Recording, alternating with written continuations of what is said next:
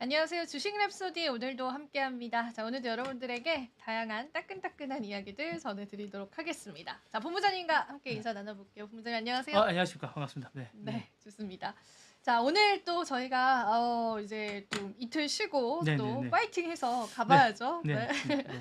자, 일단 엔비디아 이제 삼성 쪽에 네. 관해서 언급을 했던 거. 이분은 근데 이 황 얘기 바로 회장님은 네. 어디 나가셔서 뭐 멘트하는 걸 되게 좋아하시는 것 같아요. 지금 그러니까 얼마 전에도 이제 어디 가셔서 뭐 이게 진짜 뭐 뭔가를 정확하게 계약서가 나오고 뭔가 하면 더 좋겠는데 그런 거보다 일단은 멘트 뭐라고 하죠? 이렇게 접대성 멘트 같은 느낌의 그쵸. 그런 것들을 많이 해주시는 것 같아요. 왜냐하면 일본 가서는 라피던스하고 뭔가를 하겠다고 또 얘기를 했었고 세상에. 그 전에 뭐 TSMC하고는 뭐 좋은 그러니까 우리 관계를 계속 맺고 있다라고 얘기를 하시면서 여러 가지로 계속 이분이 이제 실질적인 것보다는 이렇게 립 서비스 같은 성격 같은 느낌의 어떤 발언을 계속 하셔서 그게 나쁜 건 아니지만 과연 이제 하면 좋지만 이제 정확하게 정해진 게 없기 때문에 일단은 했고 그 전에 이제 언급을 하실 때 최근에 이제 그 여러 가지 언급해서 삼성전자가 빠졌잖아요. 네. 그 자기 3분기 실적 발표할 때 그 부분에 대해서 뭔가 얘기를 들은 게 아닌가라는 생각도 바로 좀 해주시더라고요. 예, 그러니까 바로 이제 피드백이 왜 우리는 뭔가가 있는데 왜 해주지 바로 않느냐라고 해주시더라고요. 얘기를 하신 것 같아요. 그래서 그런 부분에 관한 거고요. 그럼 최근에 이제 이쪽 HBM 쪽 관련한 이제 인력 유출이 정말로 지금 정말로 크게 일어나고 있어요. 왜냐하면 입도 선매를 할 정도로 대학교들 뭐 최근에 저도 봤어요. 네. 서울시립대라든가 뭐 부산대라든가 이런 데를 동국대나 이런 데 돌면서 마이크로가 이제 그 직접 자기 인력들을 데려가겠다. 당일 채용이래요. 예. 그날 바로 채용. 마음에 들면. 원래 뭐 옛날에 이제 저희 입사할 때도 이제 그런 게 있었어요? 대학교 다닐 때도 이미 돈을 받고 오. 경기가 좋을 땐 그랬습니다. 그러니까 저희 입사할 때는 뭐 SDS나 뭐 LG EDS 이런 데는 미리 입사를 우리는 취업하기가 힘든데. 그러니까 4학년 때 그러니까 뭐 지금 ROTC가 인기가 없는데 당시에 이제 ROTC가 인기가 있을 때는 그 3학년 때 이미 갈 곳이 정해집니다. 뭐 이랜드라든가 삼성 EDS, SDS라든가 이런 데가 이제 갈 데가 정해져서 4학년 때는 돈을 받으면서 다녔던 기억이 저는 좀 나는데 그렇게 이제 호황일 때는 좀 그 산업 자체가 저희 때만 해도 이제 전산 쪽 관련된 분야가 되게 이제 호황이었어요. 그래서 그때랑 비슷한 게 아닌가.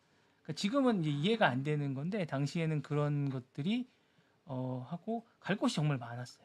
지금보다는 훨씬 더. 본부장님 과가 되게 좋으셨나 봐요. 아니 그렇지는 않아요. 그러지 않은데. 네네네. 그러니까 뭐 조금만 자기가 이제 미리 준비를 그때는 뭐 이렇게 입사에 대한 준비를 지금처럼 뭐 대학교 들어가서 처음부터 하진 않았어요. 자꾸 딴 길을 세고 있는데 그렇게 세지는 않고 당시에는 그냥 졸업할 때 그냥 어디 있을까라고 해서 추천서 받았으면 다 입사를 하는 그런 거였기 때문에 조금만 자기가 준비를 하면 4학년 때 뭐 그때 당시에 토익이 막 태동할 때인데 토익이나 토플 점수가 좀 있다고 치면 뭐 당시에 이제 토익이 한 900점 넘거나 토플이 600점 정도 넘으면 갈 데가 너무 많았어요.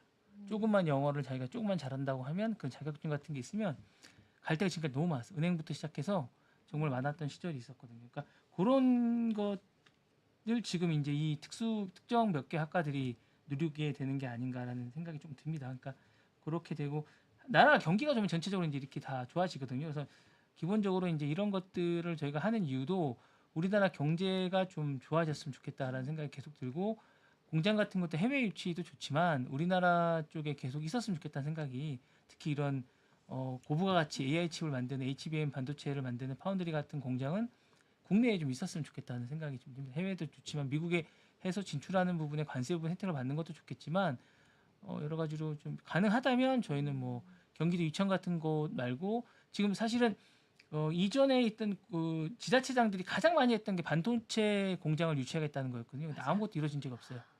예, 제가 알기로는 제가 그때 당시에 이제 많은 그 시장님분들 인터뷰를 했었는데 후보들 지금 시장이 되신 분들은 그분들이 뭐 고양시만 해도 여기만한 데가 없다.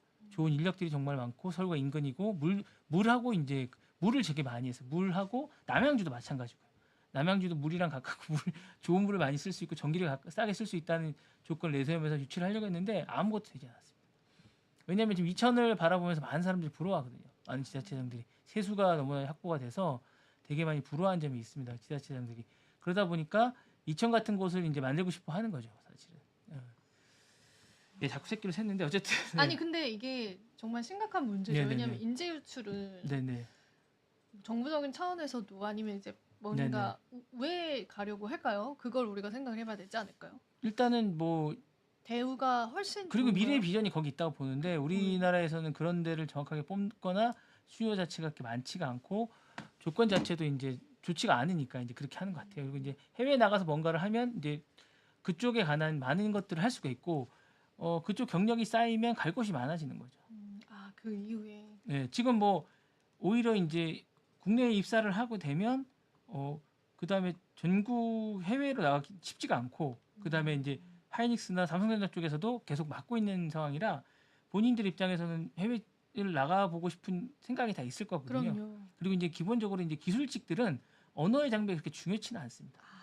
예. 왜 수학자들도 네네네네. 크게 네. 그게 없잖아요. 예, 수학이나 이런 걸 이제 대학원을 그쵸. 미국에 이제 가보시면 대학원이나 이제 박사 과정을 받으시는 분들은 인도 분이나 중국 분들이 막 오세요. 그러면 이제 그런 분들하고 같이 별 얘기를 안 수식으로 다 얘기를 하기 때문에 영어가 별로 필요 없습니다. 대단하다 예, 예. 진짜. 아니 그 이과는 대부분 다 스탠포드에 갔던 뭐 제 아는 분도 지인도 그렇게 얘기를 하시더라고요. 자기가 이제 이과기 때문에 영어가 그렇게 세련되지 않아도 괜찮다고 하니까 문과만큼 그렇게 이과는 좀 그런 게 좀 있는 것 같아요. 이공계 쪽은 그런 게 있어서 이런 분야들은 그냥 어떤 다 수로나 수식으로 얘기하기 때문에 공식으로 얘기하기 때문에 기본적으로 그렇게 뭐 중요치 않은 것 같습니다. 자, 이제 얘기를 좀 드리자면 네. 홍콩 과학기술대 명예학위 수여식이 있었는데 여기에서 이제 블룸버그 TV와 이제 젠슨왕 만나셨어요. 그래서 이제 꼭 집어서 얘기하셨습니다. 삼성전자 5세대 고대역폭 메모리 8단과 12단 모두를 받는 방안을 검토 중이라는 데 밑줄을 좀 그어야 될 것 같아요. 제가 볼 때 검토 중이라고 통과된 건 아닌 것 같습니다. 그렇네요. 예, 검토 중이라고. 이건 이미 삼성전자에서 밝혔던 내용입니다. 여러 가지로 하고 HBM은 이제 여러 개의 D램을 수직으로 연결해서 기존 램보다 데이터 속도를 끌어올리는 그런 고부가치 고승능 제품이라고 할 수 있습니다. 그래서 현재까지 이제 1세대 HBM, 2세대, 3세대 HBM2이죠. 4세대 HBM3, 5세대 순으로 이제 개발되고 있는데 삼성은 이제 5세대 고대역폰을 납품할 걸 협상 중이다, 이제 검토 중이라는 거죠. 그러니까 이게 어플라이는 했고 이걸 자기네들이 이제 검토하고 있다라고 얘기를 하는 거고 정확하게 지금 뭐 삼성전자는 지난번에 이제 컨퍼런스 콜에서 8단과 12단 모두 양산 체제는 자신들은 갖췄다. 다만 유의미한 그 성과를 지금 중요한 단계에서 품질 테스트를 통과했다는 의미로 이제 진전을 이뤘다고 얘기해서 통과란 단어를 쓰지 않고 진전을 이뤘다고 얘기를 했거든요. 그래서 이제 4분기 내에 판매 확대가 가능할 것 같다라고 얘기를 했어요. 근데 4분기면 이제 얼마 안 남지 않았나요? 네. 예.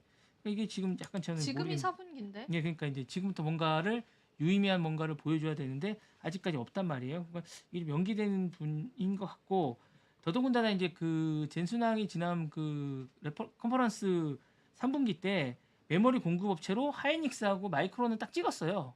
근데 그때 당시에 삼성전자를 얘기하지 않다 보니까 투자자들이 많이 그 부분에 동요를 하셨던 부분이 있거든요. 그러니까 그 부분에 대해서 이제 젠슨왕 쪽에 누군가가 뭔가를 얘기하지 않았을까, 삼성전자 언급을 왜 하지 않았느냐라고 해서 뒤에만 보고 있었던 게 아닌가라는 생각이 좀 듭니다. 그래서 그런 부분들 때문에 얘기를 했었고, 그 젠슨왕이 사실은 이런 쇼맨십 조금 있습니다. 그래서 지난 그 3월에도 그 삼성이 했던 그 부스를 찾아가서 젠슨 승이라는 그 저희가 이제 봤던 거 있지 않습니까? 그거를 이제 사인해주고 갔다고 했는데 그래서 이제 곧 통과하는 게 아닌가. 기대감이 그때 생겼었죠. 네네네. 근데 그게 벌써 한 달이 되지 않았나요? 대략 한 달 되지 않았나요? 아니 3월에 이제 공개한 건 그때 공개했는데 사인을 받아는 건 3월에 받은 거예요. 3월에? 그럼 더 오래된 더 오래된 거죠. 거의 뭐 이제 지금 7, 8개월 정도가 된 건데 그러다 보니까 이제 이게 과연 서로 그냥 어느 선에서 서로가 이제 타협점을 찾은 게 아닌가라는 그런 의혹도 좀 받고 있습니다. 생각도 좀 받고 있고요.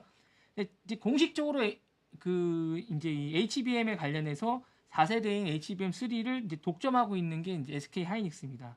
그리고 이제 5세대를 최초로 납품한 것도 사실은 SK입니다. 그리고 지금 5세대에 대해서는 삼성은 정확하게 납품하고 있지는 않는 것 같습니다. 그래서 이 부분에 대해서 얘기를 했고요.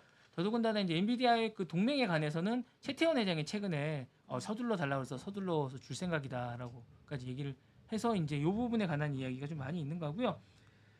시장 조사를 따르면 이제 그 HBM 시장 점유율을 보면 하이닉스 53%, 삼성전자 38%, 마이크론이 이제 9% 정도 순으로 되고 있습니다. 그래서 기본적으로 이제 삼성전자는 하이닉스와 격차가 꽤 많이 나고 있는 것 같고요.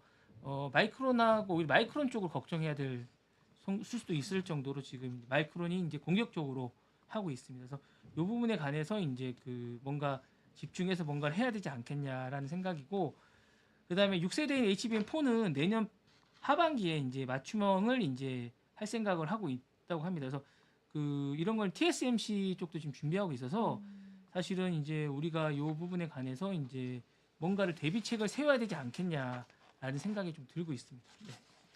근데 이제 포인트는 어쨌든 아직까지는 통과가 되지 않은 거지. 그래 보여요. 그러니까 이게 정확하게 뭐 이게 납품한다 그래서 납품한다고 했겠죠. 최초 그쵸? 양산 체제로 실제로? 해서 이제 뭐 하게 됐다라고 얘기를 하거나 뭔가를 얘기했다고 하는데 그래서 이제 그렇게 얘기를 하고 있고, 그다음에 이제 모건 스탠리가 최근에 TSMC 관련해서 관세 우려가 없다. 왜요? 근데 이게 좀 웃긴 게 왜요? 관세가 올라가면 이걸 그대로 고객에게 전달하겠다는 아 전가를 할 거니까. 전가하겠다라는 것 같아요. 아이고 그런 원리로 따지면은 네네네네. 사실 네. 그럼 다 전기차도 다 가격 네네네네네. 올리면 되겠는 거네요, 그죠? 일단 그렇게 뭐 말도 안 되는 얘기를 좀 하고 네. 있는 것 같긴 생각이 좀 드는데요. 그다음에 이제 이 아리조나 공장 관련해서 이제 지금 계속 준비를 하고 있는데 어쨌거나 연기를 했고, 이거는 이제 그 트럼프 정부가 들어선 이후에 하겠다는 생각을 좀 갖고 있는 것 같아서 그 부분을 이제 할 생각이 있고, 그다음에 이제 이게 2028년에 2나노미터 이하를 할 생각이고, 그다음에 이 공장에서 3나노는 30년까지 양산 체제를 하겠다는 것 같아요. 그래서 세 개의 공장을 이제 미국 상무부에 투자 확정을 지어놓고 있어요. 근데 기본적으로 이제 이게 제가 보니까 66억 달러가 들어가는데 투자는, 그런데 50억 달러를 저리로 빌립니다. 아, 그리고 자체적으로 몇백억 달러가 또 들어갑니다. 사실상 이거는 TSMC로서는 그렇게 유쾌한 투자는 아니에요. 이게 칩스법에 의해서 어쩔 수 없이 그 반도체를 수출하는 나라들이 저는 제가 볼 때 하는 그런 것 같아요. 왜냐하면 일단 지어놓으면 다 그건 미국 거거든요. 미국에 있으면 미국 자산이 되는 거지, 그거를 그쵸, 가져올 수는 없는 거고. 그쵸. 그다음에 기본적으로 이제 이게 마진을 높이기가 쉽지가 않아요. 왜냐하면 이게 능숙한 인력들이 별로 없기 때문인지 그런 부분 때문에 TSMC가 계속 망설였거든요. 이 부분에 대해서 웬만하면 안 지을 수 있으면 안 짓고 싶다는 생각을 계속 했었고, 그래서 이제 기본적으로 이제 앞으로 이제 6개 공장 같은 걸 거기다 짓는데, 이것들을 차라리 안 짓고 우리나라, 그러니까 대만 쪽에 매년 하나씩 짓는 게 어떠냐, 이런 제안까지 할 정도로 이제 여러 가지로 좀 고민이 많았던 것 같습니다. 예. 그러니까 미국 좋자고 하는 일이 또 될 수도 있는 거네요. 그러니까 기본적으로 이제 반도체가 미국은 그렇게 간다는 되는 것 것 같아요. 자체가. 그러니까 기본적으로 미국은 이제 트럼프 대통령이 이제 그 사업을 하시던 분이라, 기본적으로 이제 어떤 관세나 이런 걸 맺을 때 모두가 다 배타적이거나 어떤 이념에 사로잡혀서 하진 않아요. 어떤 게 미국의 이익이 되느냐, 어떤 게 미국의 필요를 하느냐, 그리고 이제 그 빅테크 기업하고도 뭐 멀어졌다 가까워졌다 하지만 필요한 빅테크 기업과는 어떤 혜택을 베풉니다. 제가 좀 이따 바로 말씀을 드리겠지만 네. 그렇지 않은 기업들하고는 그냥 그러니까 페덱스 같은 경우는 별로 혜택을 주지가 않아요. 페덱스는 빅테크가 아니고 미국이 지금에서 크게 중요치 않기 때문에. 그런데 일단 그 트럼프 정부하고 일기 때 가장 관계를 잘 맺었던 사람을 꼽으라면 팀 쿡입니다. 팀쿡. 예. 네. 팀 쿡이 사실은 이제 애플이 사실은 보시면 트럼프 정부 때 엄청나게 성장을 했어요.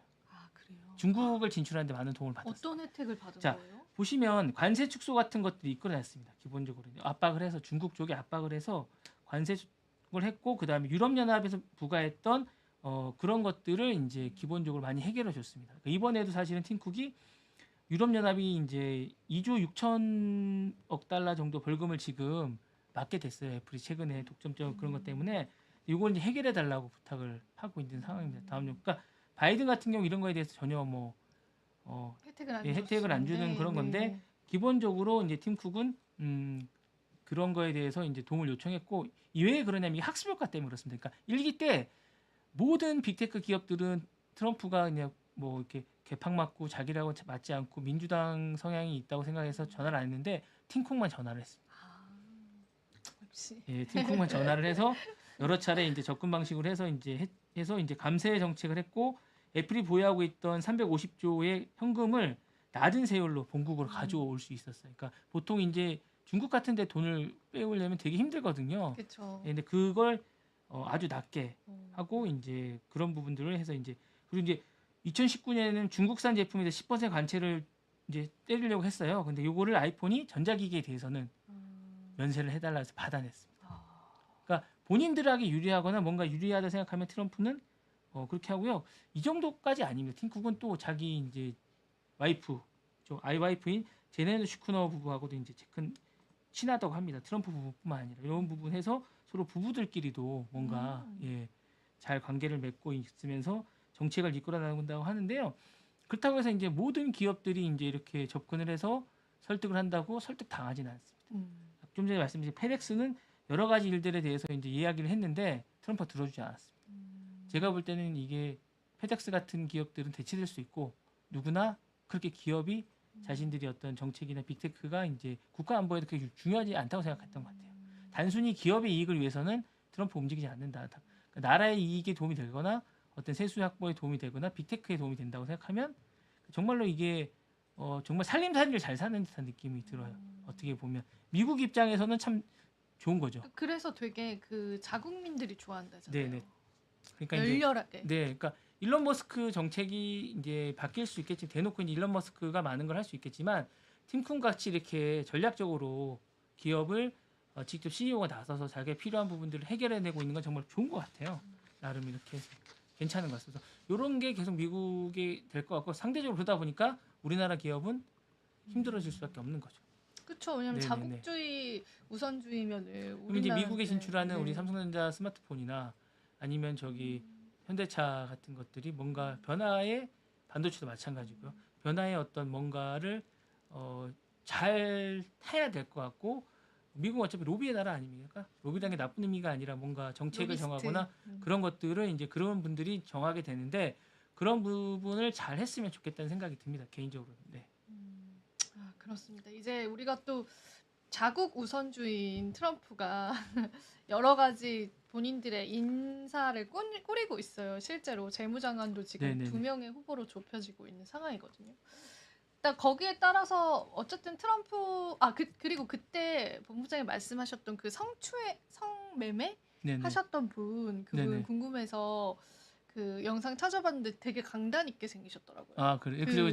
딱 그 뭔가 무섭게 딱 포스 있게 카리스마 있게. 그분이요? 예. 네. 그 딱 사진을 제가 공개를 네. 그 로이터에 나왔던 사진이 있는데 그 다음에 네. 한번 제가 보내드리겠습니다. 네. 그래서 그거 보면서 이제 느낀 게 이제 이번에 재무장관 쪽도 트럼프가 거의 트럼프 오른팔이다라고 할 분들이 2명의 후보로 거론이 돼가지고 아마 이제 정권 들어오면은 공약으로 얘기했던 뭐 IRA 폐지, 반도체 폐지 뭐 이런 네네. 것들 미국 이제 제조업 르네상스 뭐 네네. 본인이 꾸리고 싶었던 그런 것들이 거의 브레이크 없이 쭉쭉쭉 갈 가능성이 크다라고 해서 우리도 발빠르게 뭔가 대응을 해야 될 시점인 것 같긴 한 것 네, 같습니다. 맞습니다.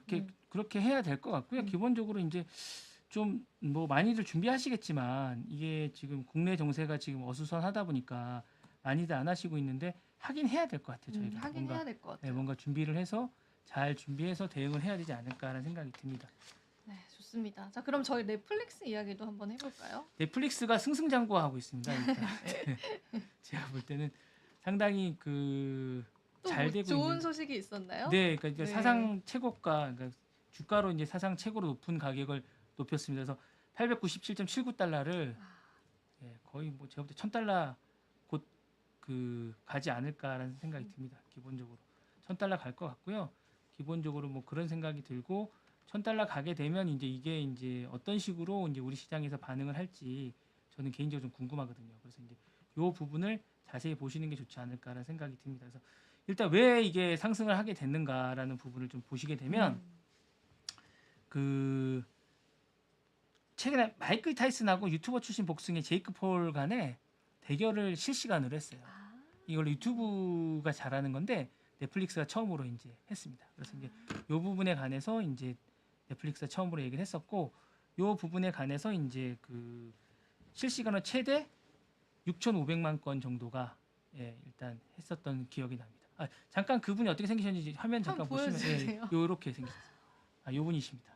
이게 저는 보고 와 진짜 강단 있으시다. 젊고 뭔가 그 에너지가 딱 느껴지지 않아요? 예, 그렇습니다. 근데 안 좋은 일로 이렇게 안타깝게 됐습니다. 전반적으로 이렇게 했었고 트럼프 유세 때도 지금 보시면 계속 맞아요. 이제 나서서 예, 이렇게 유세하셨다고. 나셔서 이렇게 어, 강단 있게 하원 의원일 진짜. 때도 이렇게 얘기를 하셨던 기억이 납니다. 그래서 그래서 되게 의리를 지켰대요, 네. 트럼프가. 근데 네. 이제 그 내부에서도 쟤는 안 된다 이런 좀 네, 네, 여론이 네. 있었다고 예, 하더라고요. 그래서 이제 그렇게 된 것 같고요.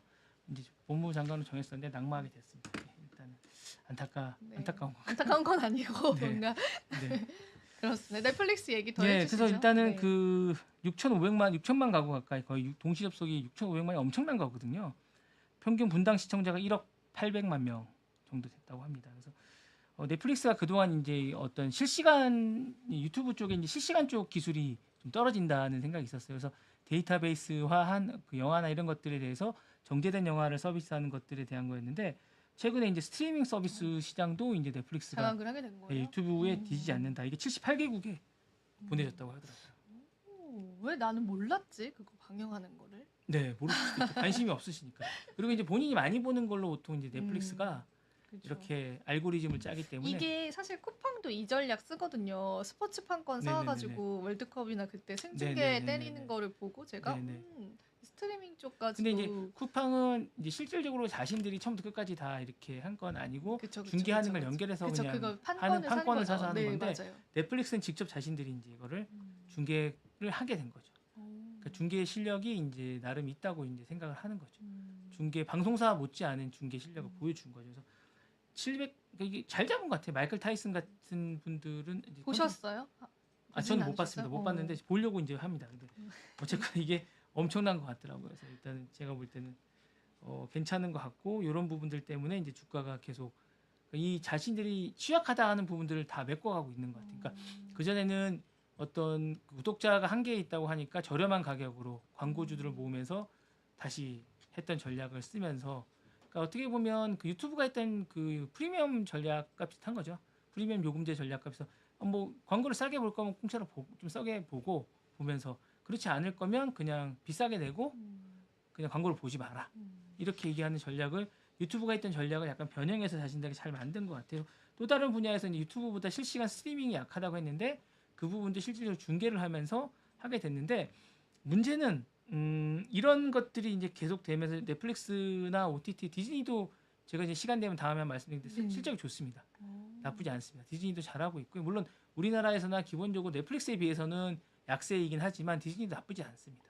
콘텐츠를 기본적으로 많이 보십니다. 그리고 원체 이제 백과사전처럼 옛날에 명작들이 많이 있기 때문에 디즈니 쪽은 그리고 마블 쪽하고 관련된 것들이 많이 있어서 기본적으로 넷플릭스보다 그런 면에서는 콘텐츠 쪽으로 강합니다. 그리고 오프라인 쪽이 어떤 점도 강해서 디즈니는 기본적으로 넷플릭스보다는 훨씬 더 그런 부분에서 좀 강한 것 같고요.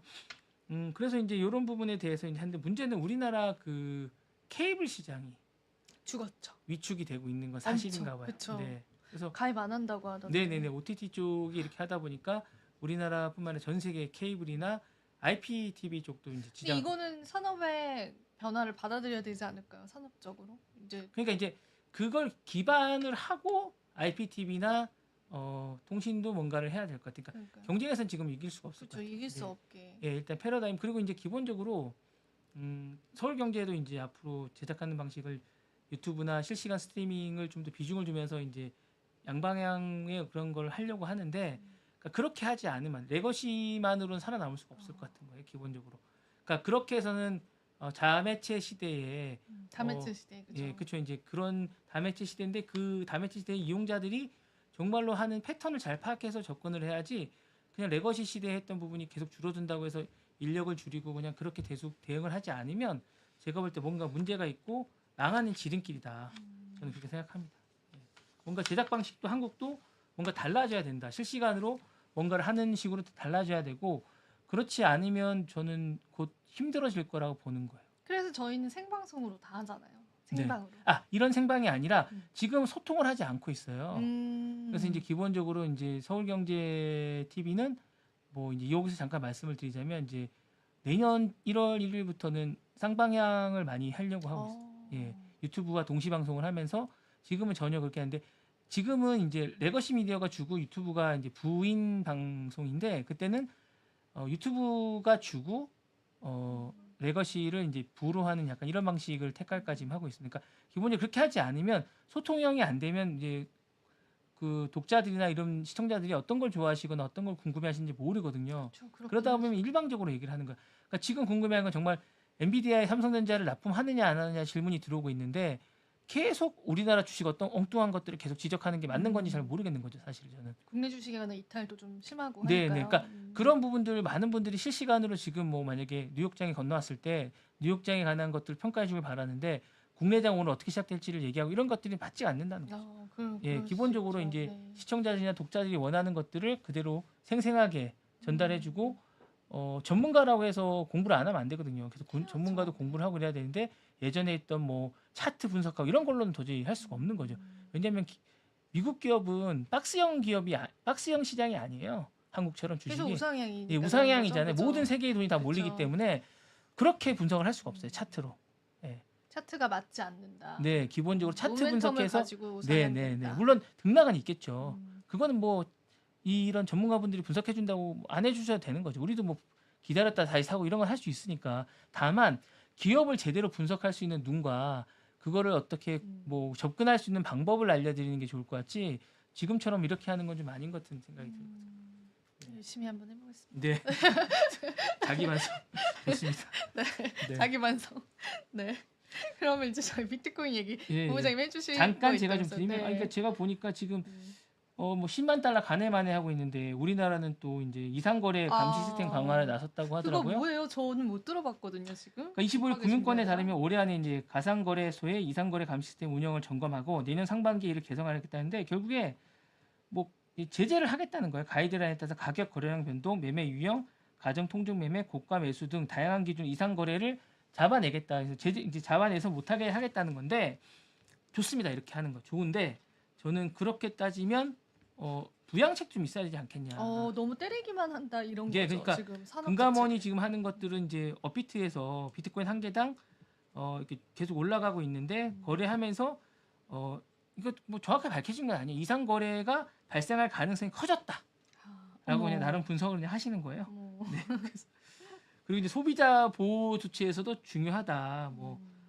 그래서 이제 여러 가지 감시 시스템 때문에 이제 그 오베일 사태라고 있었나 봐요. 이 감시 시스템 허점을 드러내면서 7월에 빗썸에 상장된 1,400배 폭등했으나 이걸 감지하지 못하고 피해자가 발생했다고 하는데 사실은 그러니까 이거 제가 볼 때 이제 국내 사람들의 심리를 잘 못 읽은 게 뭐냐면 국내에서는 이런 주식들을 많이 이런 코인보다는 본인들이 좀 비트코인이나 이런 쪽에 투자를 하려고 하는 분들이 많이 있으신 걸 제가 알거든요. 네, 그럼요. 이미 검증된 약간 네. 미국장 가듯이. 네. 근데 이제 이런 것들로 사실은 비트코인을 제재하겠다, 감시하겠다 이건 좀 그런 말로 들려서 사실 걱정이 좀 됩니다. 우려가 좀 어떻게 운영이 될지 잘 모르겠지만 운영이 좀 됩니다. 그러니까 뭔가 이런 부분에서는 좀 더 합리적이고 구체적이었으면 좋겠다는 생각이 드는 거예요. 이렇게 해서 그리고 이제 이 안에 들어가는 분들도 좀 더 전문가적인 분들이 이 업계를 좀 아시는 분들이 그러니까 잘 아시는 분이 들어가서 했으면 좋겠다는 생각이 좀 듭니다. 단순히 그냥 공무원적이나 그냥 단순히 그 제재만이 능사는 아니니까 뭔가 맞아요. 같이 갈 수 있는 이게 시대적 흐름이라면 같이 갈 수 있는 게 필요하지 않을까 하는 생각이 들고 말씀해 주시죠. 네. 그래서 저도 이제 비슷한 내용을 마침 좀 준비를 해가지고 저희가 이제 계속 이제 랩소디 통해서 시청자분들이랑 과세 관련해서 이야기를 좀 많이 나눴잖아요. 네네네. 그래서 실제로 시위가 지금 단어가 좀 확산이 너무 그거 어떻게 해야 되죠? 읽지 않으시면 네, 됩니다. 읽지 않겠습니다. 이거는 네. 이제 제가 기사만 스크랩 해온 네네네. 거고 그래서 네. 일단 항의 시위가 확산이 됐다 이런 내용들이 좀 전해져 왔어요. 그래서 지금 보면은 이제 제가 이걸 보면서 느낀 거는 이게 투자 인구가 진짜 많아졌구나. 이제는 뭐 약간 음지에 계셨던 분들이 하는 게 아니라 많은 분들이 뜻을 모아서 지금 시위가 확산이 됐다라고 하고요. 일단 이 시위를 주도한 KOL 인플루언서들이래요. 그래서 가상자산 인플루언서들이 반대 시위를 이제 하고 있는데 여기가 상암이래요. 본부장님 여기 아세요? 요거 여기 우리 회사 앞. 네네. 회사 그래서 앞이네. 커피를 오늘 주신대요. 아침에 했습니다. 오늘. 네. 오늘 12시에 했습니다. 보셨어요? 네, 저는 네. 이제 방송 줄 준비하느라고 서서 못 먹고 봤어요. 있었는데 네. 뭐 이거 어디서 온 겁니까?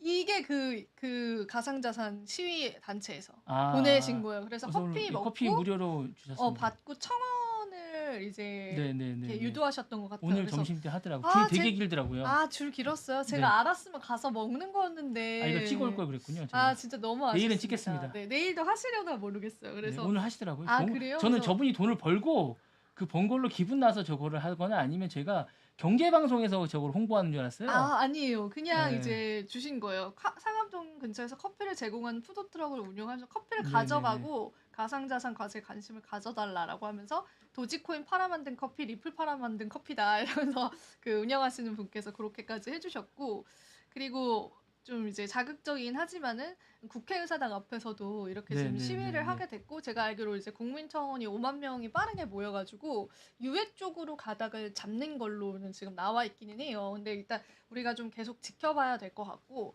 일단 이 기사는 자극적이니까 제가 읽지는 않겠습니다. 근데 이제 그런 지금 움직임들이 일어나고 있어서 사실상 굉장히 많이 반대가 심하게 되더라고요. 저희도 이제 언급을 처음에 과세에 대해서 드렸을 때 막 댓글이 그렇게 많이 남기는 걸 보고 정말 이제 2030 투자자분들이 많구나 이런 거를 또 느꼈고, 그러면서 또 윤석열 대통령 지지율이 급격하게 또 올라가더라고요. 뭐 연결고리가 완전 100% 있진 않겠지만.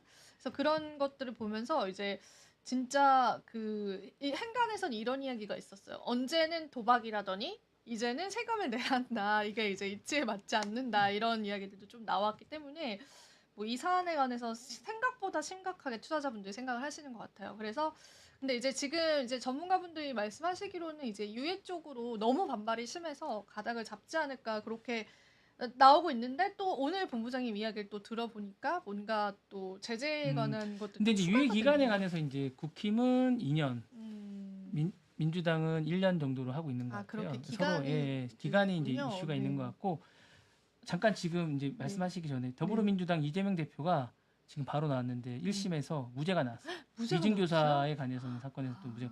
얼마 전에 공직선거법 위반에서 의원직 상실형이 나왔었는데 두 번째 고비였던 사건에서 이제 무죄가 나와서 이제 희비가 엇갈리는. 그렇네요. 네네네. 그래도 첫 번째 선고는 상소하신다고 항소하신다고 하시더라고요. 하시더라고요. 그래서 맞아요. 이제 그렇게 나왔다고 잠깐 막간을 대서 제가 봤습니다. 좋습니다. 3시 30분에 이제 네. 나온 기사라 저희가 이제 막 준비하며 들어갈 때 기사가 맞아요. 나왔던 거라 이제 저희가 또 바쁘게 준비를 하느라고 네네. 이런 속보들 한번 여러분들에게 전해드렸고, 그리고 이제 저희가 가격이 지금 조금 조정이 나와주고 있거든요. 근데 물론 이제 아시아 시장 시작하면서 98,000이 유지되어 있는 거는 제가 방송 직전까지 확인을 했는데, 지금 여기 보시면은 우리가 이제 ETF 상품에 대해서 옵션이 거래가 됐잖아요. 그리고 첫날 19억 달러 유입이 됐었는데 풋옵션이 갑자기 급증을 했다라고 해요. 그래서 이게 콜이랑 풋이랑 뜻은 제가 지난 방송에서 설명을 해드렸는데, 풋콜 비율이 1.09를 기록을 했는데 풋옵션이 콜 옵션보다 우세한 상황인데, 이 풋 옵션이 많다라는 거는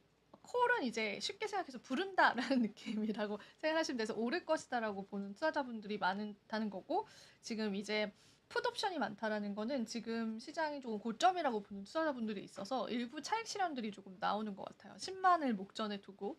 그래서 요거는 이제 지켜봐야 될 것 같고, 그리고 이제 월스트리트저널에서 미국의 상무장관 지명자가 테더의 대주주다라고 해요. 이게 무슨 의미냐면 테더는 스테이블 코인이고, 이제 이 스테이블 코인은 암호화폐 시장 내에서 굉장히 유용하게 쓰이는 코인이거든요. 1달러, 1달러를 이제 기준으로 거래가 되는 코인인데, 이제 이 테더 대주주다라는 거 자체가, 이분 자체가 지난주에 상무장관으로 지명한 켄터 피츠제럴드 CEO 하워드 러트닉이 이 최대 스테이블 코인 발행사 테더의 대주주인 것으로 나타났다라고 합니다. 그래서 이것도 이분이 암호화폐 생태계에 관해서 너무 이해도가 깊다라는 걸 의미하기도 하거든요. 그래서 이런 부분들이 또 시장에서는 호재가 될 수 있는데, 일단 테더 자산 1,340억 달러 중에서 대부분을 보유하고 있대요. 테더 시장이 굉장히 크거든요. 제가 나중에 기회가 되면 스테이블 코인도 어떤 건지 좀 설명을 드려볼게요. 이 스테이블 코인 규모가 어마어마하게 크고 테더가 진짜 돈을 잘 버는 암호화폐 관련 기업 중에 하나인데, 이 부분에 관한 대주주이기 때문에 이게 또 암호화폐 시장에서는 굉장히 영향력이 좋을 것 같고, 또 이번에 상하원 다 뽑았을 때 인원수로만 집계를 해봤을 때 300명 이상이 친암호화폐자래요. 그래가지고 이런 암호화폐 관련한 법안에 가속도가 또 붙을 수 있을 것이다. 그런 가능성들도 제기가 되고 있습니다. 하지만 우리가 데이터적으로 봤을 때는 풋옵션 급증하고 있다. 요것도 같이 보시면 되고, 그리고 이제 금도 굉장히 많이 지금 상승을 하고 있어요.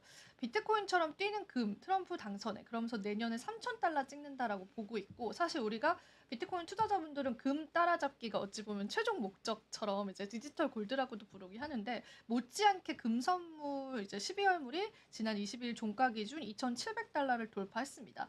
금도 신고가 영역이에요. 지금 안 가본 영역을 가고 있어요. 비트코인이랑 같이. 네. 그래서 이 부분에 관해서 이제 우리가 이제 투자 시장에 전체 자산이 있는데 비트코인 신고가 영역 그리고 금도 신고가 영역을 간다라는 건 같이 안전자산으로 취급을 받는 건가? 이런 생각이 또 시장에서 받아들여질 수는 있습니다. 근데 금도 못지않게 지금은 상당히 많이 오르고 있어요. 올해 30% 오르던 금 가격이 일단은 잠깐 흔들린 거는 트럼프가 당선해서 미국이 금을 매각할 수 있다는 우려감 때문인데, 일단은 향후에 이제 트럼프가 이제 그런 우려감보다는 전쟁에 관한 이제 리스크들도 없애줄 수도 있지만은 여러 가지 이제 분쟁을 일으킬 수 있다라는 가능성이 있다 보니까 이 투자 자체가 조금 안전자산 쪽으로 몰린 것도 있는 것 같아요. 그래서 금 가격도 지금 거의 사상 최고가를 같이 찍어가고 있다. 그래서 비트코인과의 격차는 어느 정도 될지는 저희가 좀 계속 체크를 해보면 좋을 것 같습니다. 그래서 오늘 또 정리한 내용 시간 관계상 여기까지 하도록 하고, 저희가 일단은 비트코인 지금 10만 고지 앞에서 어느 정도 좀 조정이 나와지고 있는데, 제가 마지막 자료 빠르게 한 번만 보여드리도록 할게요. 일단 이게 폴리마켓, 여러분들 이번에 대선에 관해서 예측을 잘했던 폴리마켓 사이트를 가지고 왔어요. 폴리마켓이 베팅 사이트거든요. 온갖 베팅이 다 여기에서 이제 거론이 됩니다. 예를 들면은 이제 이번에 어느 정도 금리 인하를 할 것인가, 페드에서 그런 베팅도 있고, 앞서서 우리가 미국 대선에 관한 베팅을 사실 온갖 언론사들도 베팅을 했잖아요. 그거에 대해서 이제 예측을 했는데 그 예측이 다 틀렸고 폴리마켓만 그게 적중을 했었어요. 우리가 이제 본부장님 얘기 나눴던 게 뭔가 언론이 헤르스를 계속 이길 것처럼 보도를 했다라고 했는데 폴리마켓만 유일하게 계속 비트코인 쪽으로 좀 계속 방향성을 나타냈었거든요. 그래서 사람들이 뭐야 이 폴리마켓 베팅 사이트가 더 정확하네, 지금 약간 이런 인식이 최근에 생겼어요. 그 검찰 조사받지 않았어요? 폴리마켓이? CEO가 받았어요. 예, 그 뭔가 네. 이런 거와 관련된 정치적인 네. 이유는 아닌가요? 네, 맞아요. 그래서 조작했다. 그걸로 이제 받아가지고 그것 때문에 비트코인 떨어지기도 했거든요. 근데 이제 그거는 암호화폐 시장에는 이제 크게 그렇게 악영향까지는 아니었고, 근데 이 폴리마켓에서 비트코인이 11월 달에 얼마에 마무리 지어질 것이냐 그거를 베팅을 했었을 때 가장 많은 비율이 이제 10만 5천 달러로 이제 보고 있습니다. 지금 일주일 정도 남아 있는 상황에서 그래도 10만 달러 쪽에 베팅 가능성이 30%로 가장 높기 때문에 11만 달러는 12% 비율이에요. 그리고 나머지는 뭐 1, 2%니까 작은 비율이기 때문에 폴리마켓상 이번 11월 달은 10만을 찍을 것이다. 이런 또 희망론들이 시장에 있다라는 거, 그런 거 같이 좀 전해드리면서 오늘 이야기 좀 마무리해보겠습니다. 그리고 잠깐 네. 이제 오늘 이제 이거와 크게 관계는 없는데 그 정호성 씨가 그 얘기해 주세요. 참. 네, 잠깐 말씀을 좀 드리고 마지막 하는 게 좋을 것 이슈로. 같아요. 네. 문가비 씨랑 이제 최근에 아들을 낳았다고 공식 밝혔어요. 그래서 이제 아티스트 컴퍼니에서 문가비 씨가 사회관계망에 공개한 아이는 정우성 씨의 신자가 맞다.